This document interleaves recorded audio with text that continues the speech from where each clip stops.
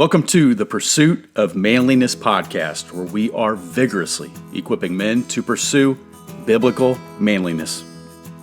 Well, men, at this time, I want to welcome back to the podcast Mr. Jonathon Seidl. Jonathan, thank you for being on here today. Man, Jared, thank you for having me. This is actually one of the interviews I've been a little nervous about, and I'll explain why as we get into it. But that does not curtail my excitement to be here. Well, good. And the whole conversation about the Green Bay Packers has kind of, loosened us up a bit. So right. Let's get this. You've been on this show before. I was trying to remember, forgive me, what did you talk about? It was a book, right? The first time? Yeah. And so that's why I guess I'll say is, I wrote the book, Finding Rest on Faith and Mental Health, and was on to talk about that. I think I've been on twice. It might be twice, maybe just once. I don't know. But then I released a workbook, and what has me nervous, or what, is this, I like during that time, looking back on it, I can say, oh, I was starting to slide into destructive drinking back then, but I wouldn't have recognized it at the time. And yet I think what I get nervous about is I never want I don't want what I've done to erase all the good that God did with that previous book and in that season. But I think there is, and this is part of my message, is that the church has generally struggled with how do you handle people who, have messy sanctification stories.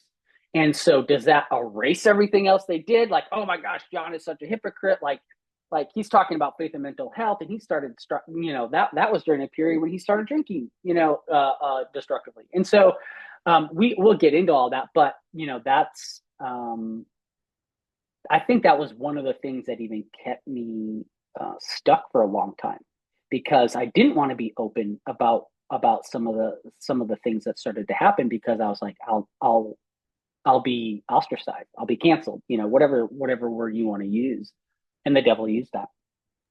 We are good at canceling, aren't we? I'll tell you what, we're tearing down things right and left, and this person's bad and that person's bad. We're all bad. We all got sin. We all fall short of the glory of God. You said when we first logged on, you look like you're half the man you used to be. And I thought maybe that was a height joke, but no, lost some weight. So I would say the same thing with how I ate and how I did not take care of myself, and the reasons why I ate and the time of day that I ate and those things. So you could get into that. The question that's like the low hanging fruit question is, okay, when was the point that you woke up and said, I got a problem here? This isn't just casual. Yeah, great question. I think so. And anyone who has struggled with a type of addiction that's listening, or maybe is in it, might recognize this. There's actually two dates. And the first date was my wife and I went on this marriage retreat in May of 2023. And, really, I'll back up just a second, because what had happened between September of 2021 and May of 2023 was what I call a slow fade. And, I think there's actually even like a Jeremy Camp song that's like a slow fade. And it's true, right? It's like the devil is sneaky, right? It's not like all of a sudden you wake up one day and you're like, I'm going to drink myself into oblivion every night, but it's that slow fade. And, after my first book came out in September of 2021, I had a friend who said, be careful. He said, you're going to release the book, and 2 years of your life have been given to creating this thing. And whether that's writing, or maybe that's some people, building a house, I don't know, right? But when you put so much effort, and not bad effort, right? Like it was a good thing. But once it culminates, it's almost like there's a letdown, And so he had published a bunch of Christian books, and he said, just be careful, there'll be a letdown. And I just kind of like brushed him off, And sure enough, like I published a book, there's a letdown where you just feel like, you realize you have all these unmet expectations. Yeah, it got this review, but it didn't make the New York Times bestsellers list. Yeah, it made this list, but it didn't, and you're like, oh, I'm a failure or whatever. And you couple that with some other things that happened that created really the hardest period of my life that I'd ever been through. I had my own company and I lost my biggest client. Just they're like, hey, we're going in a different direction. And my son gets a tumor. It ends up being benign, but that process of like you're sitting there every night wondering, does my 4-year-old have cancer? Yeah. And so all these things stack up to I am just slowly drinking more and more every night until I'm at least buzzed. But it takes more and more to get there, right? Until I'm drinking 4, 5, 6, 7 bourbons every night, add in a couple high ABV beers on top of that, and I'm just drinking to escape. And that's really what I realized is my alcohol wasn't my problem. Alcohol was the solution to my problems. A bad one. It has a lot of side effects, but I wanted to escape. And there's this author named Laura Love Hardin. She not a Christian, but she wrote this book on her own addiction. She said, I was only ever addicted to the white whale of addictions, and that is escapism. And I'm like, yeah, that's it right there. So you go to May 2023, my wife and I go on this retreat, and it's a Christian retreat. And man, the Holy Spirit gets a hold of me there and just really confronts me and says, John, you're an alcoholic. And I remember just weeping, break down outside during a time where we have to just have our own, journaling time with the Lord. And yet, I break down, I admit I'm an alcoholic. 2 weeks later, I'm drinking again. And I think anyone who's been through kind of a destructive pattern, I mean, that's kind of the modus operandi, right? 2 weeks later, my wife and I are anniversary trip, and I'm like, I've been good. I obviously don't have a problem. I've quit drinking for 2 weeks. Alcoholics can't do that, you know? And so we're on this trip in Miami. And one night my wife says, hey, I'm just going to stay in. I'm kind of tired, do whatever you want. And I'm like, there's a basketball game on. I'll just go down to the hotel bar, watch the game, grab a drink, eat some appetizers. And she's like, okay, don't get drunk. See, by this time, that had kind of become a popular thing. Hey, don't get drunk. And I can say, Jarrett, with everything in me, I said, I won't get drunk. And I had every intention not to get drunk, which is partly how I knew for sure that it had become something big, because I went down to the hotel bar and by 1 a.m. my bar tab is north of $100. I don't know how many I've had. I am drunk. And I go down, we're staying in Miami on South Beach, and I'm like, I can't go back up to the hotel room like this. So I'm like, drunk John has an idea. Drunk John says, just walk down to the beach, sober up, So I walked down to the beach, and one thing I didn't realize about Miami at 1 o'clock in the morning, 12 o'clock, whatever it was, is that there's a lot of people still on the beach doing all sorts of things. And I get down there, and it's not too long. I'm like, I have to go to the bathroom, but there's all these people around, and I can't make it back to the hotel. So I look, and I'm like, well, the world's biggest toilet is in front of me. So I wade in, go up to my neck area, and I start going to the bathroom, and it starts coming out of everywhere. And I kind of have this moment of clarity where I'm like, I'm wading in my own feces in the ocean alone at 1 a.m. I look back and I'm like, what has my life become? Especially because truly I sat out not to get drunk that night. And I realized the only drink I can say no to is the first one. And the next day, my wife asked me about it. I lie to her. I finally tell her the truth that day, and we're back, and there's tears, and I'm making promises I'm never going to drink again. And she looks at me and she says, John, I don't care if you never drink again. That's not what I want. What I want you to do is to get to the root of why you're drinking. Because if you don't, it's just going to be something else. And I kind of like have this moment where I'm like, can we just do the no drinking part? That'd be a lot easier. Because what I knew but didn't want to face was that I had a lot a lot of root issues. There was sexual trauma growing up. There was abandonment stuff, and I had learned from a young age. And people have asked me this. They're like, so you're just like, are you like you became an alcoholic because you were thinking about your childhood trauma all the time? I said, no, no, no, no, no. That's not it.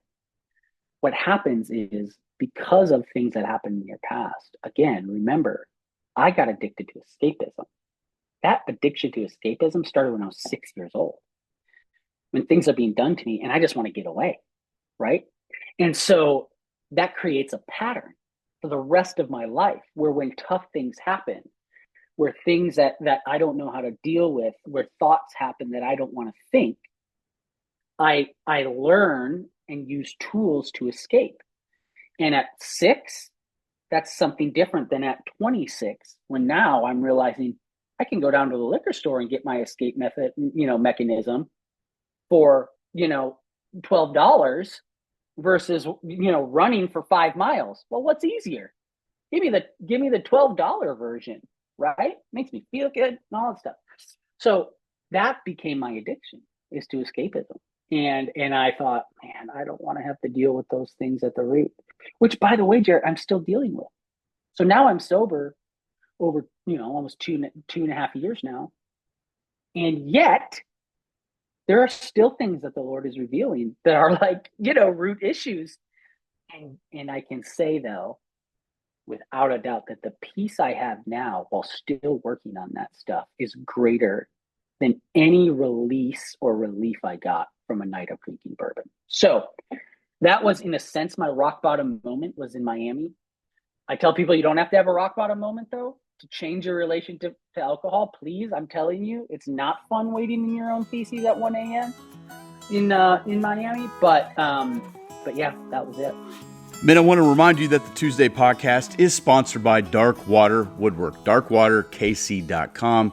I was talking to Doug recently at our retreat, and I said, hey, it's October. What do we need to talk about? He said, immediately, Autumn Spice. I looked it up. Autumn Spice Beard Balm Beard Oil Combo. Use the link in the show notes. Put in the discount code, and you will save money on your next beard care order. I've partnered with Dark Water for a number of years now. It's the only beard care product I use, not only because of the quality of the beard oil, but the quality of the man. Doug is a solid, sound man of God. He not only is in the Word himself, growing in his faith, but he is investing in a ton of other men. And for that, I'm thankful to partner with him. So darkwaterkc.com. I don't have many rules for life, but not waiting in my own feces is like top 15. It's really, yeah, it's really good. It's a good one. I'm surprised you're in the water. I'm just, side note, this has nothing to do with but if you're drinking all that, you're in an ocean. I'm surprised you didn't just end up face down in the ocean, because that ocean moves. And I know when you're drinking, that's the last thing you need is somebody sloshing you around and you're trying to keep your bearings and you can't see where you're 1 in the morning. You can't hardly see very well. So the Lord was watching over you, man. Yeah, absolutely. Absolutely. Yeah. A lot of people don't come back from that. So you talk about that. And I think I call it survival skills. You call it escapism, survival skills. You learn them at an age. You go, this is how I'm going to survive this situation. And what's wild? The things that happen to you when you're younger, even like junior high, whatever, they never stop happening to you. They just look different. But if you're not careful, your response to them will almost be identical because you never got past 7th grade you or whatever it is. That old guy in the church is going to say something that's going to remind you of a cafeteria experience you had when you're in 5th grade, and you're going to have the same. No, I'm not going to, if you don't get that peace, I think it's Isaiah 26:3, you give him perfect peace whose mind is fixed on you. The goal is keep your mind fixed on the Lord. So you get a wife who loves you. She's for you. She's telling you the truth. Where do you go from there? I mean, it's easy to say, all right, no more drinking, but do you get therapy? Do you have a counselor? What do you do? And that was the huge next step. So I knew I had to get to the root. And I had started to have some conversations with people in my life who had done, their problem wasn't drinking, but again, it was some of this, these other escape mechanisms. And they had done a form of trauma therapy called EMDR. And I had been looking into a Christian trauma therapist. And literally that night on the beach in Miami, the next night when my wife and I were together, The promise, how I showed her I was serious was I literally pulled up my phone. I went to that trauma therapist website. I filled out her contact form and said, I need help. I actually found the email, and I include the email word for word in the book. But and I sent it to her, and I showed it to my wife, and I said, okay, I'm going. And that started a year of intense every week therapy to get to those root issues. And people are like, what are some of the practical next steps? And I would say, like, I don't think this might sound controversial. It might sound pop psychology, but it's not. Like, I think rare is the case that you have an addict that doesn't have issues that go back to childhood or back to something that need to be rooted out. I've met one, and I'm still not sure he's telling me the truth, right? There's one guy I've walked through with this, and he's like, I don't know. I just really like the taste of beer, and I just keep drinking it. And I'm like, okay, well, maybe. And you might be the one guy. But so far, that's the only one, and I'm still like, oh, I don't know. And so, what I tell people is, you get into therapy. My recommendation is always a licensed therapist who is a Christian. It's just, where I found the most success, and just start rooting and digging. And I think what I found was I found some of those issues, right? And this is not like suppressed or repressed memories necessarily. I mean, sometimes there are things that come out that you're like, oh, I did kind of forget about that, but I am remembering that now. But it's also, and this was monumental for me, Jared. There's another part of therapy called internal family system. It's called IFS. And the basic idea is this. If you've seen the movie Inside Out, the idea is that we're all made up of parts, right? And so Inside Out, I think there's 5 of them, right? There's the anxiety part, the fear part, and it's not quite one for one, but the idea is there can be parts of you that are whole and healed, and you've given over to Jesus. Those were the parts of me that wrote a best-selling book on faith and mental health, right? That loved Jesus, that followed Jesus, that was passionate about pointing other people to Jesus. But then there are parts of you that are unhealed, parts that you've kept hidden, parts of you that you haven't turned over to Jesus. Those are the parts that run for escape, that become an alcoholic. So I say, if my self is made up of 100 parts, 99 of them can be whole, and there's one part, and that one part that wasn't healed is the part that was an alcoholic, right?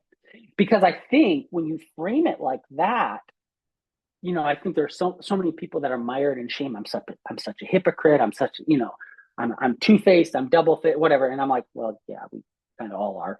But it's because you're not crazy. There can still be those healed and whole parts of you that respond to situations healthily. But that one part, like you said, that's talking to someone at church and he says something or says it in a way that literally brings the amygdala, the part of your brain that just responds and doesn't think, brings you back to junior high when Tommy, Schlesinger was bullying you in the locker room, and he said that thing a certain way, and now you're no longer 45-year-old Bob. You're 11-year-old Bob, and how you react as 11-year-old Bob is very different than 45-year-old Bob. And so that was monumental to me to figure that out. And so we would do that, and we'd invite Jesus in to heal those parts. And those parts are getting healed. There's a lot of those parts that have been healed, and now I'm still learning. I'm like, oh, that thing my wife said to me last week in that certain way, why did that trigger this? And I'm still in therapy, not every week, right? But I'm still in therapy every other week. I'll kind of go through periods. I'm like, okay, we need to meet every other week. Now we're meeting every month. And the Lord has just been faithful. Years ago, my daughter asked me, Dad, how many guys do you want in Tribe? And I said, all of them. There's 2 reasons for that. One, I want you all in tribe. I want to get to know you. I want to bring you into this community that has been so beneficial to me and so many other guys. And the second thing is because there are people in your life who depend on you to get this right. Those aren't just words. That's the reality. And I have heard from so many men through the years. We're getting ready to start our 17th session. I've heard from so many men through the years who have said, my wife is starting to say this about me. I've gone to some men's retreats where guys from tribe have invited me to come in, and guys in their church are bragging on them, the difference they see in them. It's not really about tribe. It's definitely not about me. It's about what this person is doing. They're taking the things that we're talking about and they're implementing them into their life, into their home, into their marriage, and into their church. And people are starting to take notice. So men, I want to encourage you, click the link in the show notes, secure your spot today.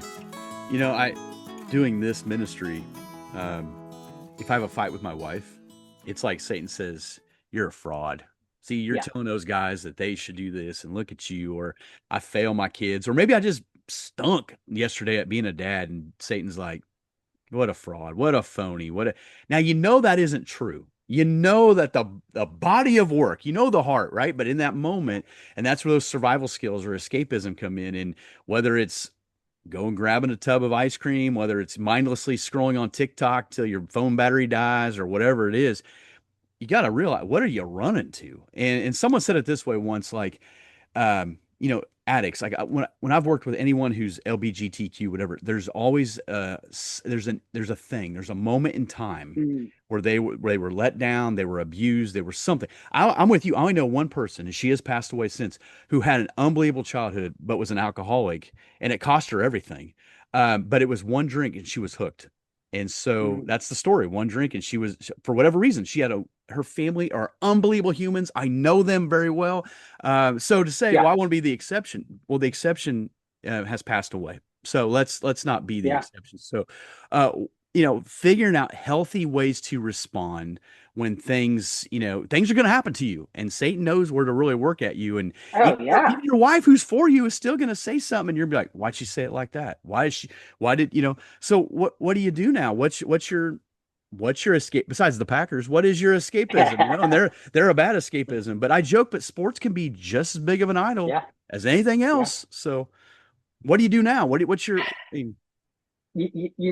And I don't mean to sound corny here, and there's going to be people who listen to this who maybe right now you will dismiss it as corny, but 5 years down the road, I'm in seminary now, and I had to read. I'm reading right now, rereading, I guess, Mere Christianity from C.S. Lewis, and just my favorite author. I named my son after C.S. Lewis, not Clive, but Jack. And I was literally just reading yesterday, and I've read Mere Christianity probably 2 or 3 times. So this is like my third or fourth time. I had never underlined this line, and I underlined it yesterday. And he says this. He says, there are things in the Christian life that you will read, you will think about, that may not make sense to you, that may go over your head at right now. But 5 years, 10 years, sometime down the line, you're going to remember them, and you're going to be like, oh, that's okay. And the light bulb will go off. So I say that because there are people who are listening to this and what I'm about to say that may say, that's, hogwash, whatever, that's unrealistic. But maybe 5 years down the road, 10 years down the road, you remember this. And here's what I do now. Jared, there are 4 steps, and I talk about these in the book, that I took to find freedom. And they weren't like, I didn't set out, like I didn't, on that night in the beach, I didn't say, okay, these are the 4 things I'm going to do. The Lord just kind of showed me, once I got about 9 months, a year down the road, he's like, here's kind of what I took you through. And so the number one thing I do now, and this is step 1, is abiding with Christ. And again, me 5 years ago, even though I was a good, quote unquote, good Christian man, I would have been like, come on, that's so unrealistic. But I am telling you, Jared, like carving out intentional time every day. For me, it's the morning. Some people, maybe it's night. And it generally looks like praying and journaling, and reading. Sometimes it's 10 minutes. Sometimes it's an hour and a half. It's just like, Lord, guide me. That has filled me up in a way that, do I still have tugs toward escapism? Absolutely. But I'm now able to resist them. And so now it's like, I tell people there are for years, over the years, right? Not just those last like not just that last like year and a half where it got bad, but I knew I always had kind of a weird relationship with alcohol. And I would start and I would stop and I'd start and I'd stop. And I'd say, okay, I'm going to stop for a little while. But I was never able to stop completely. And I wrote this article once and I said, I was finally able to stop drinking when I stopped trying to stop drinking. And again, this is the C.S. Lewis thing. He says, um, you shoot for heaven and you get the world thrown in. I finally was able to stop when I shot for Jesus. When I stopped chasing just sobriety, when I stopped chasing just stopping drinking, when I shot for Jesus, then I got sobriety thrown in. And so I have experienced a sweetness to life that I never experienced before by shooting for abiding with Christ. And I've gotten everything else thrown in. And that's, by the way, that's not always popular, especially in the addiction recovery community, right? And I didn't do AA. I didn't do Celebrate Recovery, which is the Christian version. But even in some of those circles, I was talking to a Celebrate Recovery person. I was sharing my story. I was like, hey, you want me to come speak? And this director called me up and she goes, no, we don't want you to speak because while you may not be drinking, you're not sober unless you're doing the steps of the program. And I was like, oh, okay. And that idea is pervasive, unfortunately among some 12 steps programs, which I'm not anti those, please hear me. But my point is, I shot for Jesus and then I got sobriety. I didn't shoot for a program. I didn't shoot for sobriety. I shot for Jesus. And so now it's like I'm tempted and it's like, maybe I'll go on a run. Maybe I'll open the Bible. Man, I found myself 2 nights ago, Jared. I was just like craving additional time. I just sat there and journaled. Like, who is this guy? So that's where I find myself now. I'm so glad you said that. I wanted that to be the answer. I'm with you. I'm a firm believer with your Bible. Keep it out, keep it open, keep it within reach. I should never have to hunt down that book. I never need to know it's right here as I'm talking to you. I know where it's at. And you're right. That's the solution. That doesn't mean Christians won't have troubles. Jesus said, in this world, you will have problems, big problems. But tribulation, he calls it, but I have overcome the world. So we go to him. And I will say, I want to say this too to people who would say, well, this is ridiculous. Man, I don't know what it's like to be you, and you don't know what it's like to be me. And one illustration I heard one time, I thought, yeah, that makes sense. Is let's say for your cell phone, every time you think about opening your phone or touching your phone, or did I feel it in my back pocket, whatever, that's how many times a day an addict thinks of doing whatever the thing is. Mm-hmm. And with my survival skills, I think about it all the time, man. Someone shows up at the church, I'm like, I gotta get out of here. I'm going somewhere else. So I'm not trying to make light of it. I'm saying No, it's very real. What is subtle grows into something significant if it's not addressed and given back to the Lord. and let me say something about that. I'm really glad you said that. And I use I have this illustration in the book. There's like, well, let me say this. I know people, and I don't discount these, where the Lord has miraculously taken their desire for whatever it is away. I thank God for that. I think God knew that that's what they need, right? And that's how He decided to do to heal them. It's not what He's done with me. What I mean by that is He hasn't taken away my desire for escape. Like and people are like, so do you still crave alcohol at times? I'm like, yeah, at times. Like there are certain situations that I get in, or I'm like, I remember I would drink then, or you know what, that thing my wife said to me, it would be really easy to just, instead of thinking about it and looking deep inside and thinking about the relationship and whatever, like it was so easy to be like, I want to stop thinking about that. I'm going to have 4 bourbons, right? So yeah, there are times, but the Lord hasn't taken those away. What He's done is He's allowed me to still have those. And now I'm forced in those times to go to him. So there's this story I tell in the book. There's this kind of modern day monk. His name is Thomas Keating. He teaches this form of abiding called contemplative prayer. And he was teaching it to this group of nuns. And this nun comes to him and she's like, Father Thomas, I'm trying to do this thing, this contemplative prayer. And she's like, in a day, 10,000 times I'm drawn away from it. And he looks at her and he goes, oh, how great. 10,000 opportunities to return to the Lord. That has become, in a sense, my mantra. Throughout the day, if 10,000 times I'm prone to want to escape, I've reframed it as each one of those times is a time to train my spiritual muscle memory to go to the Lord and say, Lord, I am so desperate right now. And I can tell you, Jared, I don't pay, this isn't all rainbows and butterflies. If you have an addiction, if you're drinking more than you should and you're using it to escape, it is not fun and pretty when you stop. I thought I didn't have physical signs. I did. I stopped drinking. I had night sweats for like a week. I was waking up drenched because it rewires your nervous system. I'm like, oh, I don't have the shakes. I'm good. Well, and I didn't know what to do with myself, right? I'm literally pacing around my living room and my garage. Like, what do I do? I haven't been forced to sit with me in probably 15, 16 years. And I didn't know what it was like to sit with me and to sit with my thoughts and to not just drink them away.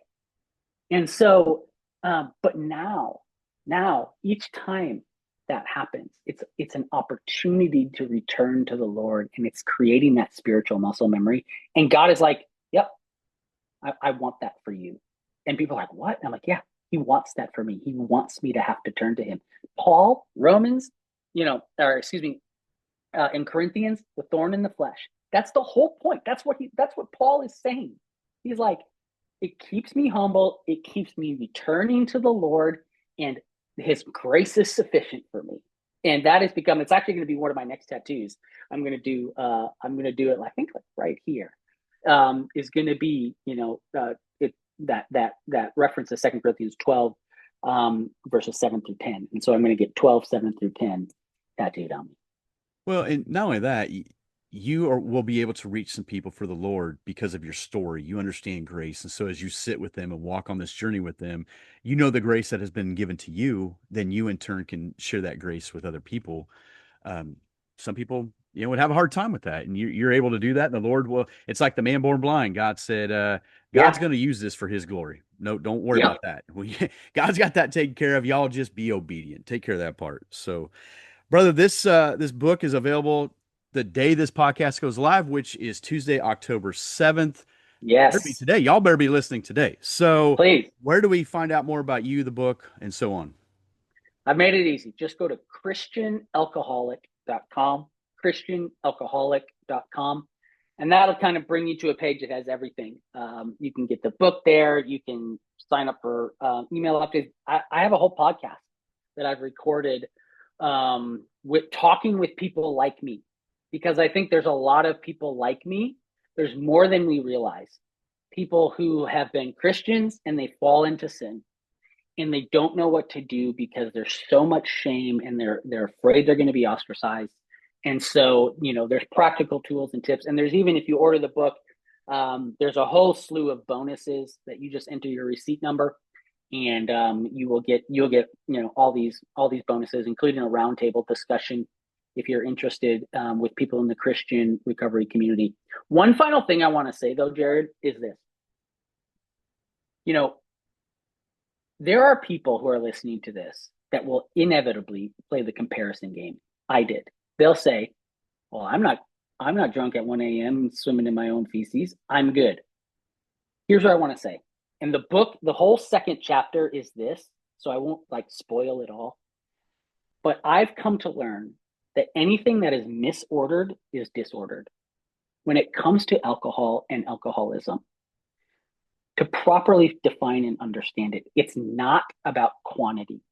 You can drink more than me and not be an alcoholic. You can drink less than me and be an alcoholic. And the point is, anything that occupies a misordered role in our lives is disordered. To your point, that can be food, that can be alcohol, that can be sex, that can be your kids, that can be Netflix or your phone, right? And so what we have to realize and get to, and I had someone say, are you trying to convince all these people that they're alcoholics? And I'm like, no, but what I am trying to convince them is anything that they've put on the altar of their life that isn't Jesus is an ism. I don't care what it is. It's an ism. And so that's why really this book, while I'm talking about alcoholism, whatever your struggle is, or read it no matter what you think you have or you don't think you have, because it might reveal something that you've put on that altar of your life that you're like, shoot, my kid's baseball team, that I'm just like so all out and I'm just giving everything. And even my kid is like, Dad, can you chill out? That can be a thing. That can be an ism. So I just wanted to there's a whole chapter, and I even redefine alcoholism in a good way, in the sense that that's still in line with thinking. But yeah, I just want to make that clear. Anything that's misordered is disordered. Thanks a lot, John. I just lost all the Little League dads and coaches. And I say it all the time. I say it as a guy who's played a lot of sports. This is not what this podcast is about. But I stand there now and I watch my son play or whatever, and I'm thinking, it's you guys, it's not worth it. You're yelling at a 14-year-old girl who's reffing a soccer game or what. Yeah. And if this is where you exude the fire in your belly on a Saturday at 10 a.m. or you're camping out at the ball field for 3 days, you need to reevaluate some priorities in your life. That's all I'm going to say. But hey, enough of that. John, thank you for being on the show. Really tick off some guys before we get out of here. So for you men in the herd, we are going to continue that conversation over there. Thank you again for tuning into the Pursuit of Manliness podcast. Please like, comment, and share the show. Also, if you would leave an iTunes review, that would be greatly appreciated. And remember, keep pursuing biblical manliness.